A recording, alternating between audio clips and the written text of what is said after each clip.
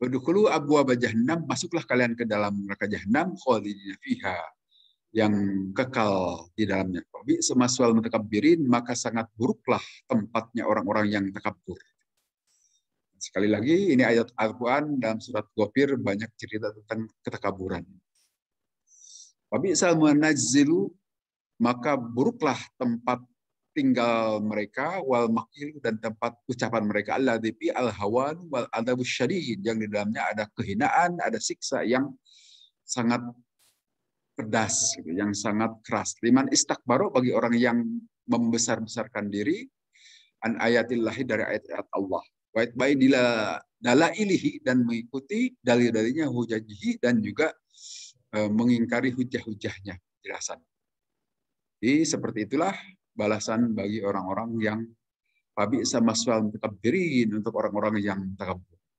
Nah, ini sekali lagi silahkan koreksi diri masing-masing. Ini jangan dikoreksi orang lain, nanti tidak enak. Apakah kita dalam keadaan sudah takaburlah terhadap ayat-ayat Allah atau tidak? Perhatikan bagaimana tingkat kepatuhan kita terhadap perintah Allah dan Rasul-Nya. Silakan ukur masing-masing. Kalau kita masih ngakal-ngakali, nah itu ada unsur-unsur ketakaburan di dalam diri. Jadi jangan saja dikaitkan dengan sikap dengan orang lain. Yang paling utama itu terhadap Allah. Masih banyak kita, kaum muslimin sekalipun, yang suka takabur terhadap Allah. Ngatur-ngatur Allah, misalnya gitu. Itu dalam hati. Yang menurut kita, ini benar menurut akal kita. Nah, sekali lagi, ukuran kebenaran dalam hal terhadap Allah itu harus kata Allah, jangan kata pikiran kita. Fasbir, maka sabarlah engkau wahai Nabi, inna wa'dallahi, sesungguhnya janji Allah itu hakun, pasti benar. Jadi apa yang tadi disebutkan sebagai pengetahuan metafisika, yang kita sulit membuktikannya itu, kata Allah kepada Nabi, sabar, memang engkau tidak bisa membuktikan saat ini, tidak bisa melihat bukti-bukti atau janji-janji Allah itu. Tetapi yakinlah janji Allah itu pasti benar, akan kejadian. Pak Iman Nurian, maka apakah kami perlihatkan kepadamu sebagian apa yang kami janjikan kepada mereka, atau kami wafatkan engkau supaya segera melihat, maka pasti kepada kamilah akan dikembalikan mereka. Ini satu kata-kata atau satu kalimat ayat yang disampaikan Allah untuk supaya yang diajak bicara itu yakin. Yang dalam hal ini memang Nabi Muhammad SAW, termasuk kita juga sebetulnya kaum yang beriman, mengimani Nabi, mengenai Quran, ini jaminan dari Allah bahwa janji-janji Allah itu pasti kejadiannya. Walaupun sekali lagi tidak bisa dibuktikan saat ini. Secara logika juga sulit, apalagi secara empiris, secara uji coba di laboratorium ataupun di lapangan nyata. Walaupun dalam beberapa hal itu bisa diperlihatkan sebetulnya. Hanya kadang-kadang kita insting kita, iman kita tidak mengaitkan itu dengan pengetahuan metafisik. Walaupun sesungguhnya sekali-kali itu bisa terbuktikan ini dalam kehidupan nyata juga. Dari sejumlah pelajaran. Tetapi di sini Allah memberikan semacam pengingatan kepada Nabi, itu pasti terjadi. Inna wa'dallahi haqqun. Amiran rasulahu, menyuruh kepada Rasulnya, salawatullah wassalamu alaih, bisabri ala takdibi man kadzabahu min qaumi. Bahwa akan ada orang yang membohongkannya dari kaumnya itu, bersabarlah. Biarlah tidak perlu diberikan balasan misalnya. Biarlah Allah yang membalasnya. Fa inna Allah sayajzi'ulaka ma wa'adaka minan nasri. Allah pasti akan membuktikannya, akan membalasnya terhadap apa yang telah Allah janjikan. Kemudian ayat terakhir, walaqad arsalna, dan sungguh kami telah mengutus sejumlah utusan-utusan. Ini rusul itu jamak dari rasul. Kalau rasul itu satu utusan, tapi kalau rusul para utusan. Min qablika, sebelummu, minhum man qasasna, sebagian dari mereka itu kami kisahkan kepadamu, dan sebagian dari para utusan itu tidak kami kisahkan. Ini sebagaimana dalam buku-buku tarikh atau buku sejarah disebutkan utusan itu Rasul itu banyak. Yang disampaikan dalam Quran itu hanya 25 memang. Dan dari 25 itu yang disebut secara langsung eksplisit sebagai utusan itu hanya 15. Yang lainnya disebut sebagai nabi. Nah, kemudian nanti dalam sejarah, dalam hadis sebetulnya disebutkan para utusan itu Rasul itu ada 313 semuanya. Sedangkan nabi itu 124.000. Nah, nanti para ulama membedakan. Kalau Rasul dan Nabi itu dibedakan. Kalau para Rasul itu adalah diutus oleh Allah, diberikan risalah, kan? Artinya ajaran agama yang harus diajarkan harus diajari atau harus dipahami oleh yang bersangkutan dan juga diajarkan kepada umatnya, kepada masyarakat sekitarnya. Itu Rasul. Tapi kalau Nabi itu hanya untuk kepentingan pribadi, gitu. Diberikan definisi oleh para ulama seperti itu. Nah, sehingga kalau disebutkan menurut Quran ini, Allah itu mengutus para utusan itu banyak, tapi tidak semuanya diceritakan. Yang diceritakan di dalam Al-Quran itu hanya 25 saja. Berarti dari 313 para utusan itu, ratusan itu tidak diceritakan. Sehingga kemungkinan para utusan itu dulu itu sudah disebarkan ke muka bumi. Tidak hanya kalau yang 25 orang itu kan kebanyakan ada di Jazirah Arabia, di Timur Tengah saja. Dan kaum-kaum Bani Israel kebanyakan itu. Termasuk nabi-nabi yang bukan dari golongan Bani Israel, kebanyakan itu ada di Jazirah atau di Timur Tengah. Nah, yang di luar Timur Tengah itu bisa saja ada, hanya tidak diceritakan. Termasuk bisa jadi pernah ada di Indonesia ini. Termasuk di tanah Jawa ini.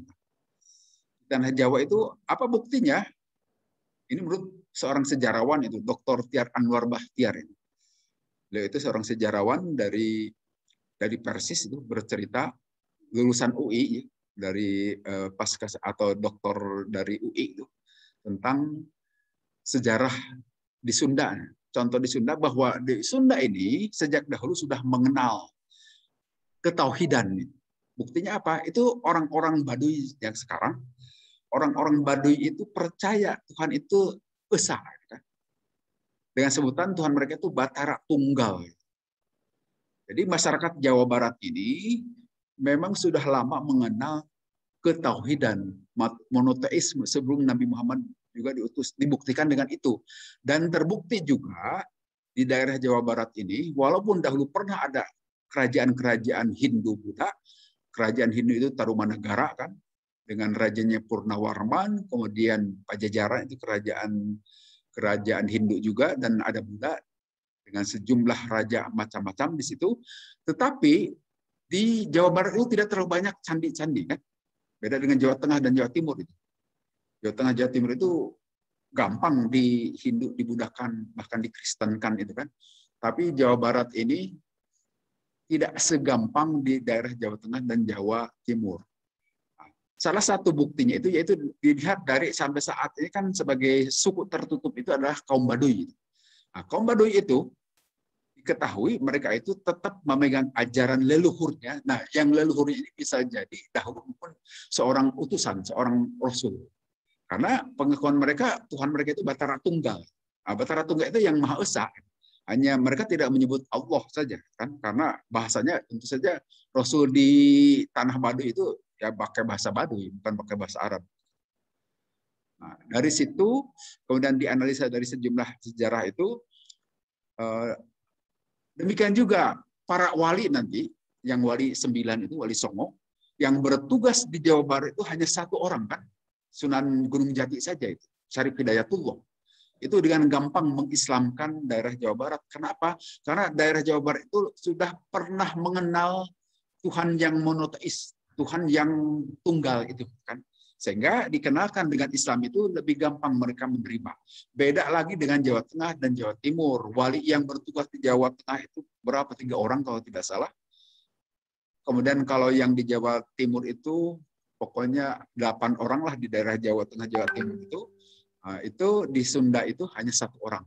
Karena tidak gampang mengislamkan di daerah itu karena mereka sudah kental mengenal Hindu, Buddha, sampai sekarang juga kan ajaran kejawen itu demikian kental di Jawa. Tapi kalau di Sunda, alhamdulillah, walaupun ada juga yang pakai Sunda Wiwitan, Sunda Buhun itu mirip-mirip Hindu, Buddha itu, tetapi secara asal usul ini lebih kuat. Nah, ini bisa jadi pembuktian atau pembuktian logika ini kan. Secara arkeologi juga bisa dibuktikan oleh para ahli sejarah itu. Seperti bisa dilihat di museum apa yang di Jalan Peta itu, Sri Baduga. Di museum Sri Baduga itu ada sejumlah dokumen yang dari budaya-budaya Sunda dahulu yang menyatakan bahwa Tuhan yang dikenal oleh orang-orang Sunda itu adalah Maha Esa dari dulu, sehingga lebih gampang diislamkan. Nah, ini juga sebagai pembuktian dari ayat ini, menurut logika ini hanya logika saja saya, bahwa para utusan itu bisa jadi pernah diutus juga ke daerah-daerah di luar Timur Tengah, salah satunya di Indonesia, sehingga mereka mengenal tauhid. Walaupun para utusan zaman dahulu sebelum Nabi Muhammad itu sifatnya lokal, hanya untuk tempat dan daerah tertentu saja. Yang berbeda dengan sifat keutusan atau kerasulan Nabi Muhammad SAW berlaku untuk seluruh dunia dan sampai kiamat. Sehingga tidak akan lagi ada Rasul berikutnya setelah Rasulullah Muhammad SAW. Ini saya kira ayat-ayat yang menyatakan itu, bahwa utusan itu bukan hanya 25. Nah, demikian juga ayat berikutnya, wa makana rasul ayat ya bi ayatillah biidillah. Dan tidak mungkin seorang utusan itu mendatangkan satu bukti dalam bentuk mukjizat kecuali harus dengan izin Allah. Nah, sebagaimana kegaguman orang-orang terhadap Nabi Isa alaihissalam bisa menghidupkan orang yang sudah mati, bisa menyembuhkan orang yang sakit, orang yang tidak lihat hanya diusap saja langsung melihat, orang yang lumpuh hanya diusap saja langsung bisa berjalan. Itu yang dilakukan Nabi Isa itu sebagaimana dijelaskan dalam ayat Quran juga, biidillah, dengan izin Allah. Hanya saat itu orang-orang kagum. Ini yang nanti dikuatkan oleh Paulus, bahwa Yesus itu dahulu bisa menghidupkan orang mati. Pantaslah dia digelari Tuhan. Bisa menyembuhkan orang yang buta. Pantaslah digelari Tuhan. Nah, ditegaskan dalam Quran itu dengan izin Allah, bukan kehebatan Nabi Isa sendiri. Bagi kita begitu cara mengimani. Kita justru memuliakan Nabi Isa lebih daripada orang-orang yang menyembah Nabi Isa. Kita mengimani Nabi Isa alaihissalam. Karena apa? Semuanya itu adalah biidillah, dengan izin Allah. Tidak tanpa izin Allah. Semuanya juga apa yang dilakukan oleh Nabi, mukjizat-mukjizat, sehingga yang namanya mukjizat itu tidak bisa diprogram, tidak bisa direncanakan. Demikian juga nanti dari para ulama atau orang-orang yang beriman yang baik-baik itu akan ada ma'unah, pertolongan dari Allah, atau inayah, ya pertolongan juga, atau keajaiban-keajaiban yang khawarikul lil adat, keluar dari adat kebiasaan, keluar dari logika gitu. Bisa terjadi tanpa bisa diprogram gitu. Karena apa? Itu biidillah. Kalau dengan izin Allah kan ya bergantung kepada orang itu, tidak bisa merencanakan nanti saya akan mengeluarkan ini gitu kan, yang menakjubkan, tidak bisa. Namanya mukjizat itu. Fa idza jaa amrullah, maka apabila telah datang urusan Allah, qudiya bil haq, maka diputuskan dengan kebenaran. Wa khosira hunalika mubtilun, dan akan rugilah orang-orang al-mubtilun, itu yang berpihak pada kebatilan. Nah, sekali lagi, hidup ini terkait dengan keberpihakan. Ada berpihak kepada hak, berpihak kepada batil. Silahkan, itu pilihan. Tapi bagi orang yang waras, bagi orang yang ingin kemenangan, itu pasti akan berpihak kepada kebenaran. Nah, tinggal definisi kebenaran dan kebatilan itu apa? Nah, ukurannya itu adalah sekali lagi agama. Ukuran itu adalah Quran dan hadis. Itulah ngukur bahwa itu. Ini kebenarankah, ini kebatilan, saya kira itu ukurannya. Walaupun nanti bisa bermacam-macam tafsir juga. Tetapi tetap bagaimanapun sepanjang itu diukur oleh kebenaran menurut Islam, menurut agama, marilah berpihak ke sana. Karena pasti dalam kehidupan ini akan dituntut berpihak bagaimanapun. Keberpihakan itu akan ada. Bisa berpihak karena persaudaraan. Kalau kepada saudara kita kan, kepada anak kita itu walaupun salah tetap aja kita memenangkan anak kita. Benarkah itu? Kita belajar dari Nabi, kata Nabi SAW, walaupun Fatimah itu, kalaulah gitu, ini bahasanya, kalaulah Fatimah itu melakukan pencurian, akan saya potong juga itu tangannya. Nah, artinya di sini ajaran dari Nabi, jangan berpihak hanya karena keturunan. Berpihaklah tetap kepada kebenaran. Itu menurut ajaran Allah harus dihukum orang yang mencuri itu. Jangan pandang bulu. Walaupun itu saudara sendiri, jangan kita menangkan atau jangan kita berpihak pada yang salah. Ukuran salah benarnya itu adalah dari Allah. Jadi dalam hal ini ada peribahasa right or wrong is my country. Nggak bisa kalau dalam ajaran tauhid itu. Salah atau benar negara saya. Kalau salah tetap salah. Karena ukurannya itu adalah menurut kita kaum yang beriman, Al-Quran dan hadis Nabi. Kalau karena salah, dan salah itu menurut ajaran agama, ya tetap salah. Kalau benar, ya siapapun. Gitu. Menurut ajaran Quran, itu benar. Kita berpihak pada kebenaran. Kira-kira itu mungkin Bapak-Ibu yang bisa saya sampaikan dalam menjelaskan ayat-ayat ini.